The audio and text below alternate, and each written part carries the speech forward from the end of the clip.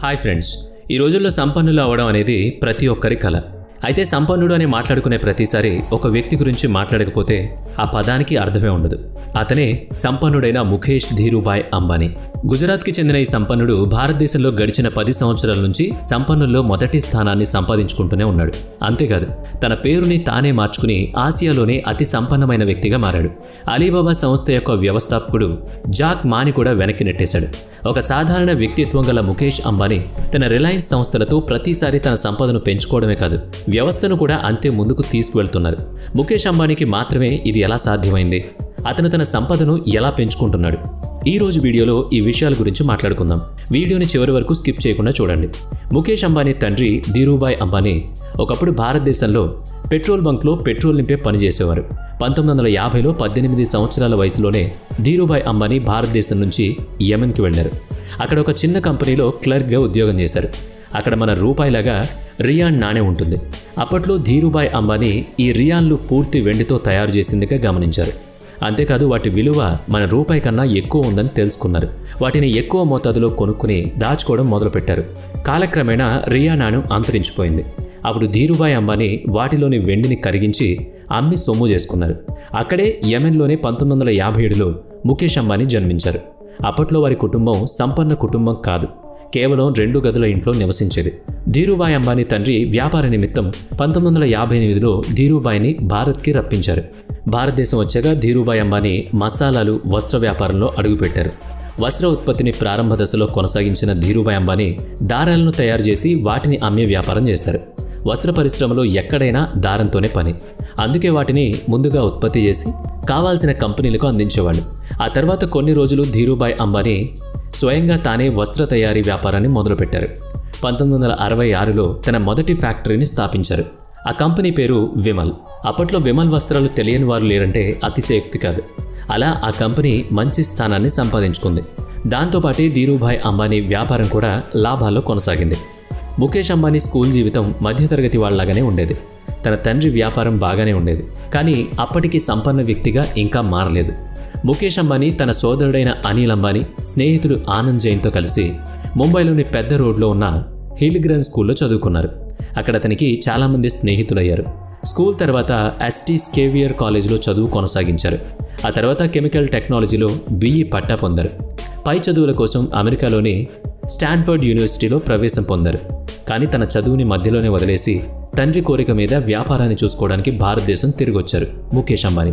తండ్రికి వ్యాపారంలో సహకారం అందించాలని వచ్చారు, కానీ అసలు జరిగింది మాత్రం వేరే.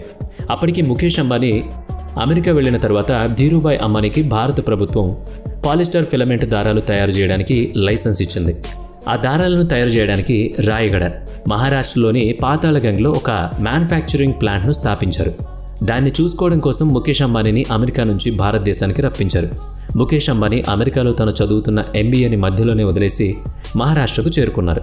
అలా ముఖేష్ అంబానీ తన 24వ సంవత్సరంలో రిలయన్స్ ఇండస్ట్రీస్లో తన కెరీర్ని మొదలుపెట్టారు. అక్కడికి వచ్చిన తర్వాత రాసిక్ భాయ్ దగ్గర మేనేజర్గా చేశారు. కొన్ని సంవత్సరాలు అతని దగ్గర పనిచేసిన తర్వాత ధీరుభాయ్ అంబానీ స్వతంత్రంగా ముఖేష్ అంబానీకి బాధ్యతలు అప్పగించారు. ఆ సమయంలో తాను స్వతంత్రంగా తీసుకునే ఎటువంటి నిర్ణయంలోనైనా ఖచ్చితంగా తన తండ్రి ధీరుభాయ్ అంబానీ యొక్క సలహాలు తీసుకునేవారు. ముఖేష్ అంబానీ అలా స్వతంత్రంగా తీసుకున్న నిర్ణయాలు ఈరోజు రిలయన్స్ని ఇంత ఉన్నత స్థానంలో నిలిపాయని చెప్పాలి. 1985లో రాషిక్ భాయ్ మరణానంతరం పాలిస్టర్ ఫిలమెంట్ దారాల ఫ్యాక్టరీ బాధ్యతలు మొత్తం ముఖేష్ అంబానీ చూసుకోవాల్సి వచ్చింది. ముఖేష్ అంబానీ ఈ బాధ్యతలను పూర్తిగా తన భుజస్కంధాలపై వేసుకుని నిర్వహించారు. 1986లో అంబానీ చాలా పెద్ద దెబ్బతిన్నారు. తండ్రి ధీరుభాయ్ అంబానీకి బ్రెయిన్ స్ట్రోక్ రావడంతో తండ్రి వ్యాపార బాధ్యతలు మొత్తం ముఖేష్ అంబానీ ఇంకా అతని సోదరుడైన అనిల్ అంబానీ తీసుకోవాల్సి వచ్చింది. వాళ్ళిద్దరూ ఆ బాధ్యతలను సక్రమంగా నిర్వర్తించారు. ధీరుభాయ్ అంబానీ బ్రెయిన్ స్ట్రోక్ నుంచి కోలుకున్నా కానీ కుడి చెయ్యి పక్షవాతానికి లోనైంది. అప్పటి నుంచి తండ్రికి ముఖేష్ అంబానీనే కుడి చెయ్యిగా మారారు.